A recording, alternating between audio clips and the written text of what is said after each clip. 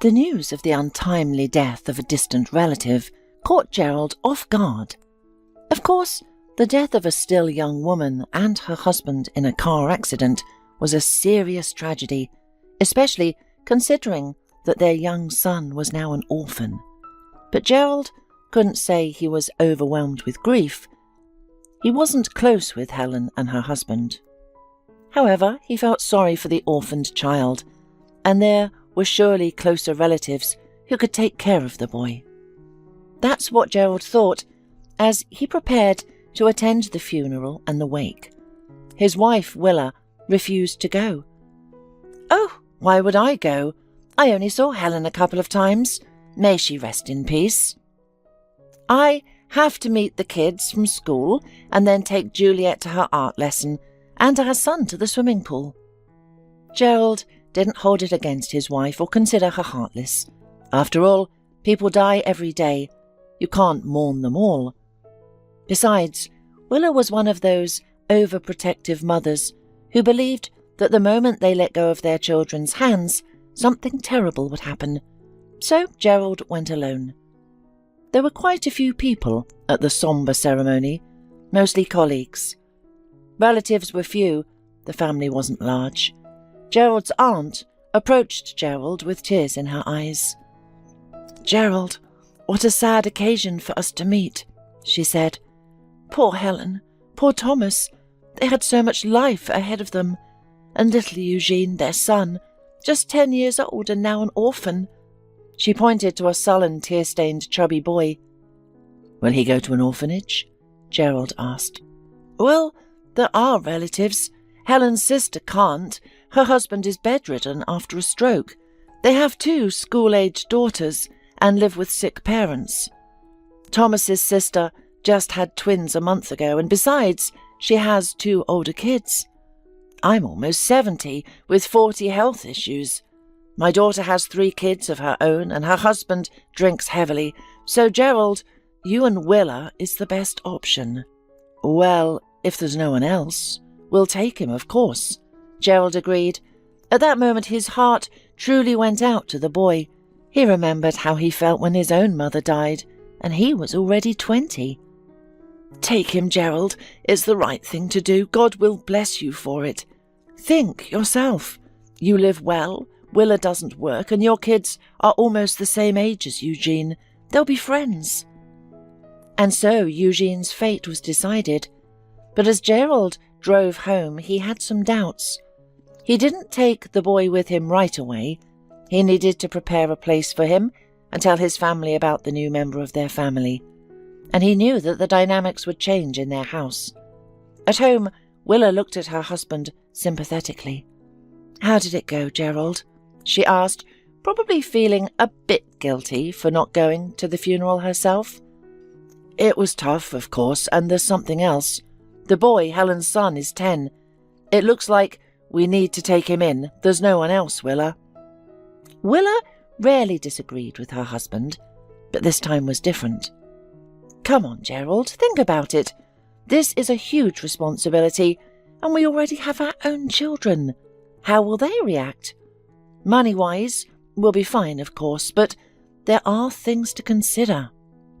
"What are the things? I get that you'll have to do most of the work. I know raising kids is tough, but you're already handling 2, so what's one more? Let's figure out where we can make room." Willa saw that her husband's mind was made up. Arguments were useless. "We need to tell the kids," she said with a sigh.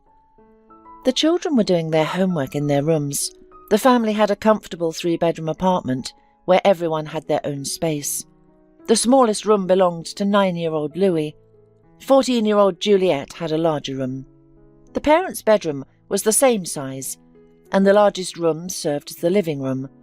Everyone gathered there to discuss the news. "Kids," the father announced seriously. "Helen and her husband have passed away. They left behind a son, Eugene. He is 10 years old. Besides us, there is no one else to take him in. So, he will live with us." "Well," Juliet drawled, "and why we? I don't need a new brother. I'd gladly give away Louis to an orphanage. And now we have to take one more naughty boy. Shut up, Juliet. You're the one waiting at an adoption centre. Dad, better give away Juliet before taking someone in. I won't share my room with him. No way. All right, kids. We're not discussing whether to take him. It's a done deal. Eugene will live with us. I'll bring him soon, and there's no arguing about it. We need to decide where to put him. There's no space for another bed in Louis's room. I think you two should swap rooms. Juliet, take the small room, and the boys— "Oh, wonderful!" Juliet exclaimed, her eyes welling up with tears. "I'm not leaving my room. I've set it up exactly how I like it. Why should I have to move? I'll just run away from home. Is that what you want?" Stop being dramatic, Juliet. Where would you even go? You'll end up in an orphanage if you're out on the streets. Fine, I won't run away. I'll give up school as soon as possible, go to work as a waitress or cleaner, and live with strange roommates, and your precious Eugene can use my easel and go to art school instead of me. With that, the girl rushed out of the room, ignoring her parents' calls. Louis was equally determined. I'll leave too. I don't want to live with a stranger, and with that he walked out. Well, dear, I'm not sure about Eugene, but it seems we've already strained our relationship with our own children, Willa said sadly. They're too young to understand. Over time they'll adjust to having a new brother and the changes. Let's focus on the immediate issue. Where will we set up a space for our new son? He can't share a room with Louis, and we can't displace Juliet either. Let's not make the situation worse. Let's figure out how we can create a corner for him here in the living room.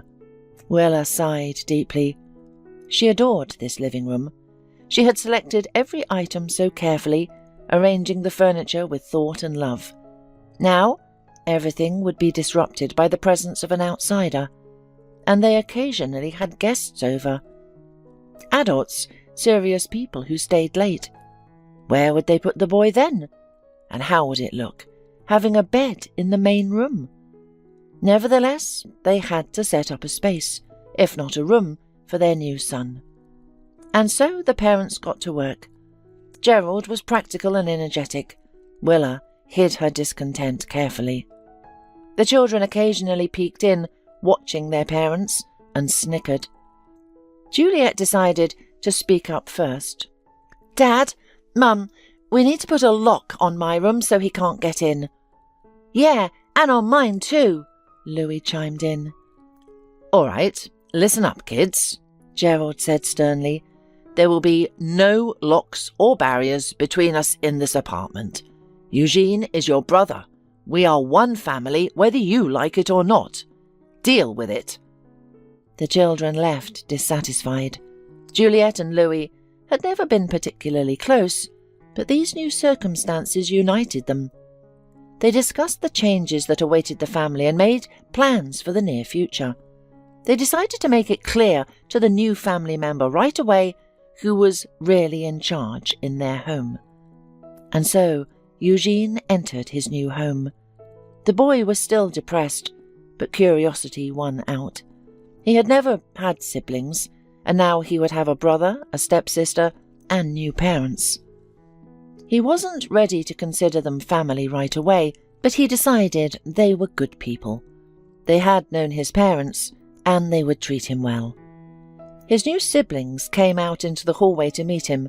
He stood before them, embarrassed and a bit awkward. Hi, Juliet said. I'm Juliet, and this is my room. You're not allowed in. Got it? The boy, taken aback by this reception, simply nodded. Juliet, satisfied, went into her room and closed the door tightly. I'm Louis, the boy said. This is my room, and you're not allowed in either. You sleep there, he said, pointing. Why are you being so rude to your brother? Gerald scolded. Juliet can be a bit mean, but you, Louis, shouldn't you be interested in making friends with Eugene?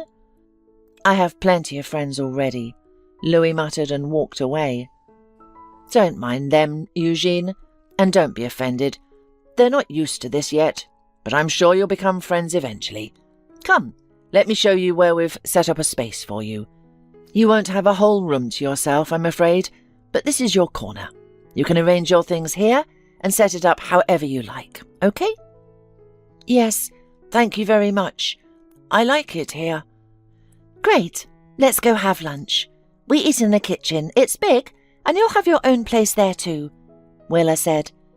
She still wasn't used to the idea of having 3 children, almost teenagers, living in their home.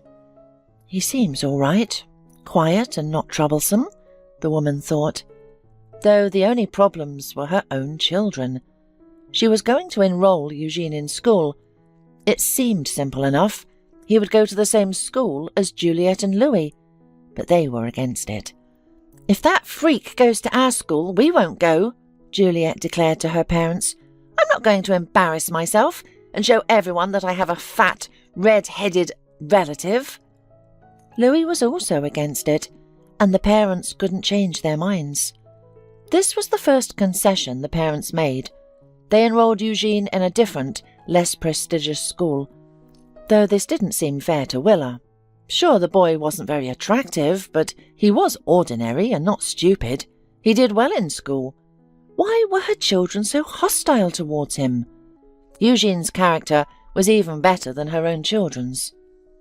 He was quiet, tried not to bother anyone, and didn't cause trouble. Willa grew more and more fond of the boy, which only fueled her children's resentment. They called him names, and this hurt Eugene. Nevertheless, life went on. Several years passed. The family's financial situation improved, and soon Gerald was able to fulfill his and his wife's long-held dream of buying a spacious house in the nearby suburbs. Now, each child had their own room, but Juliet and Louis's feelings towards Eugene didn't improve. Willa, however, grew fonder of him. She saw Eugene's kindness, his innocence, and his willingness to help. There was no pretense in him.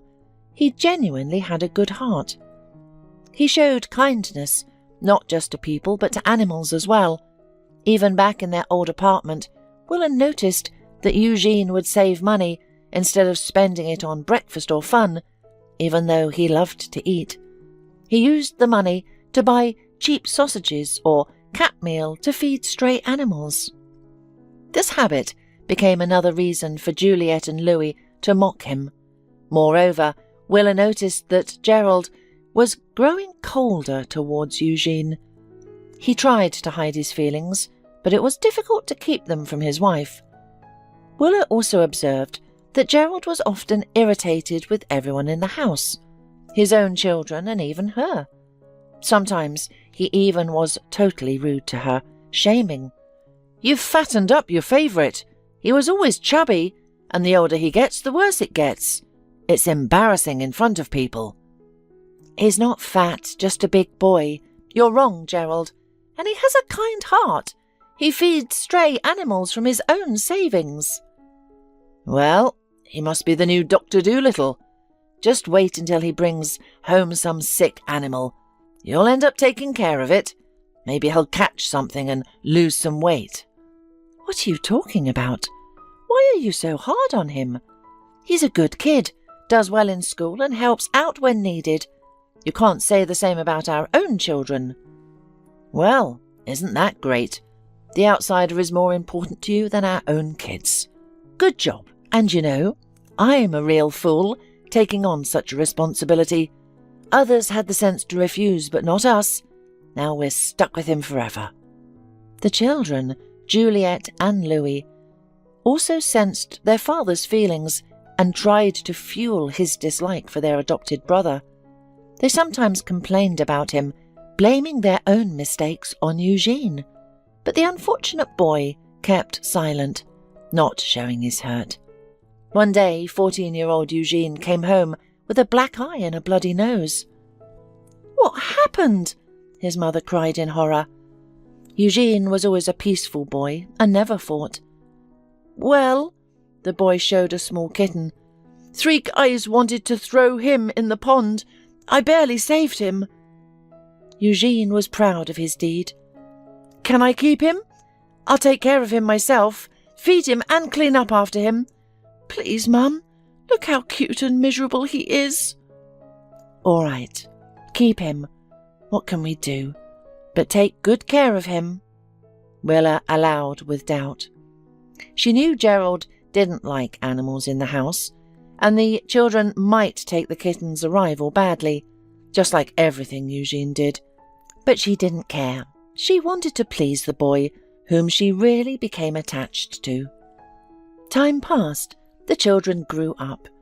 The first to leave the nest was Juliet. She was a talented artist.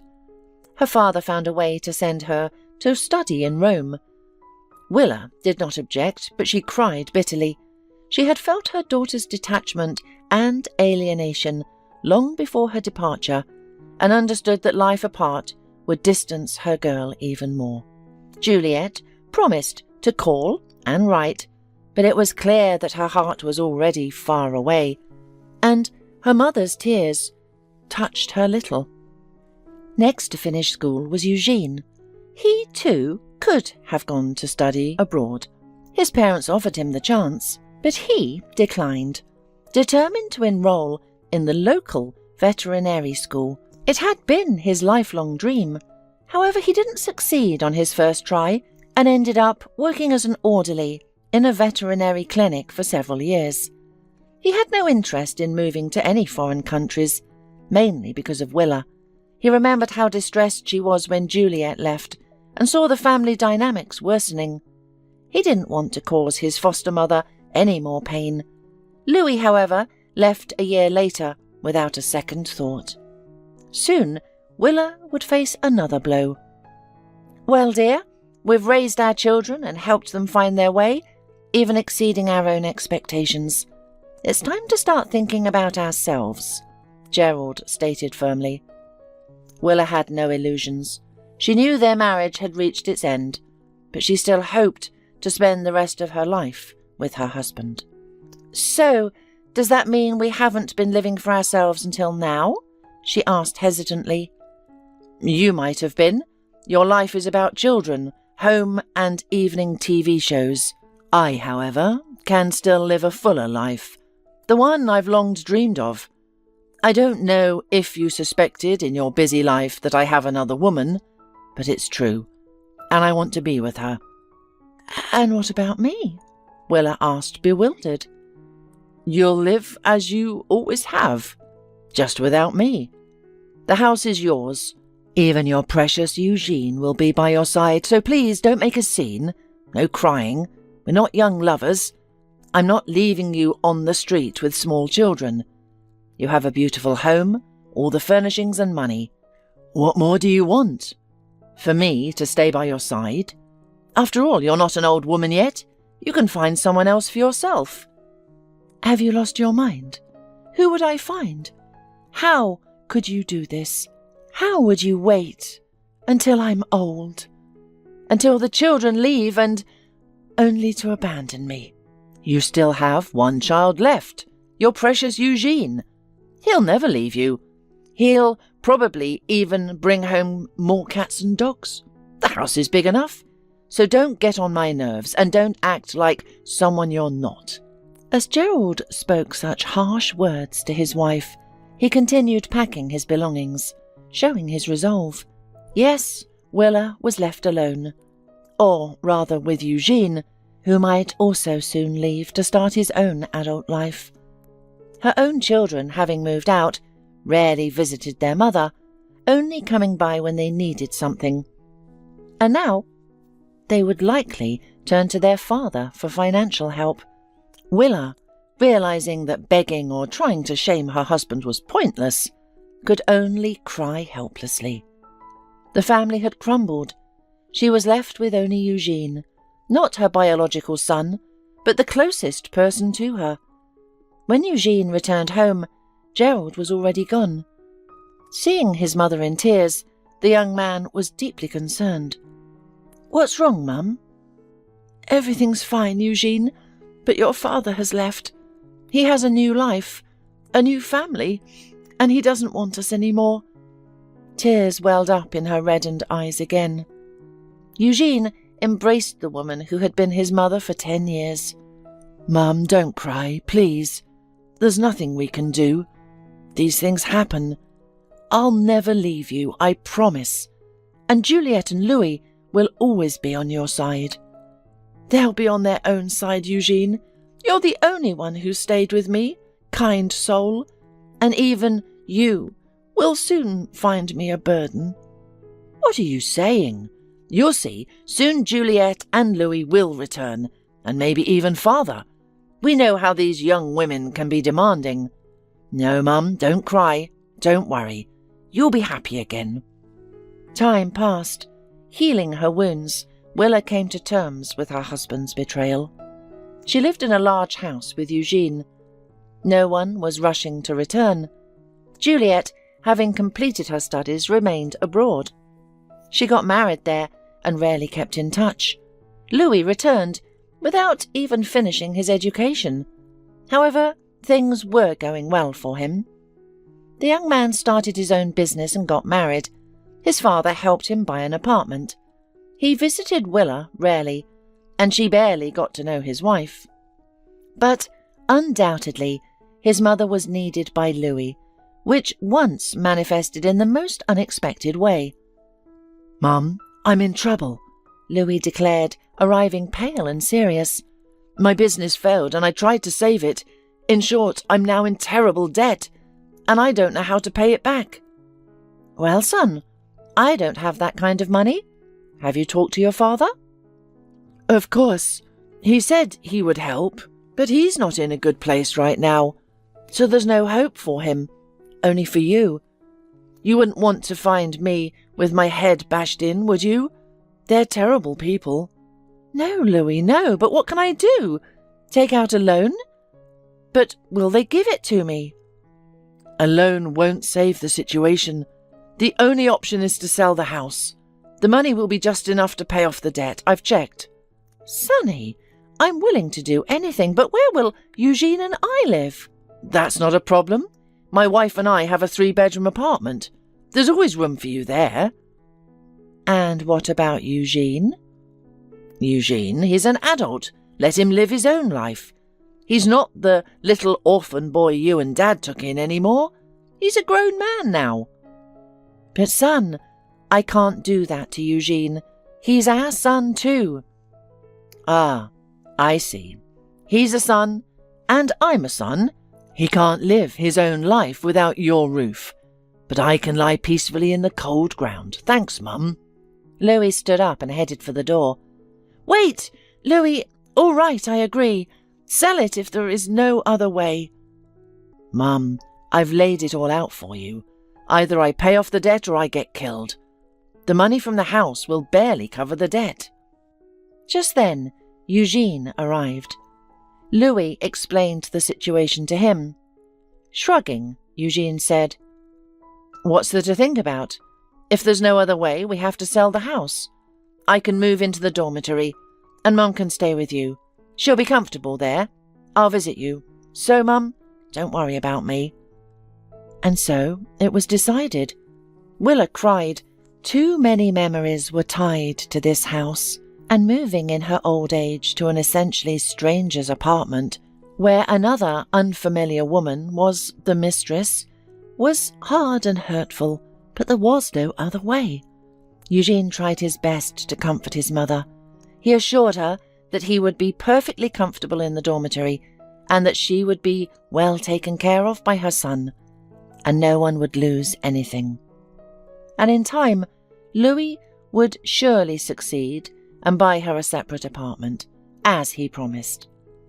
Willa could only nod doubtfully. She couldn't believe in a happy ending to her own life. So life changed dramatically. Eugene did not feel unhappy or deprived. On the contrary, he finally started his own independent life. Even if it was in a dormitory, he was among friends and like-minded students. Yes, after graduating from the vet school, he would have to think about housing and work, but the young man was confident he would manage. The only thing that worried him was the life of Willa. No matter how much he tried to convince her that everything would be all right, He wasn't so sure himself. He didn't believe Louis had acted in her best interest. If Louis put his own interests above his mother's once, what would stop him from doing it again?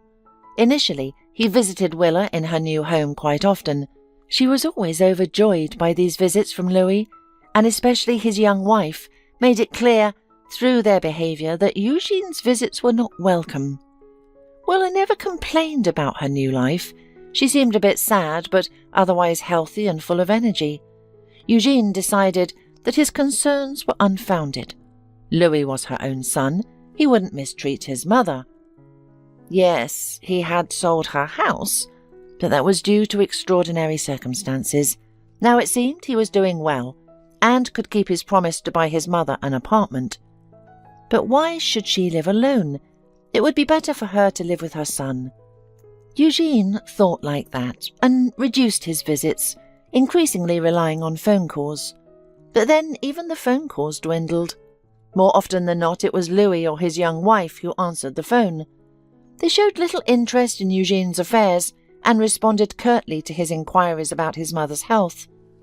"What did you expect? Mum's fine.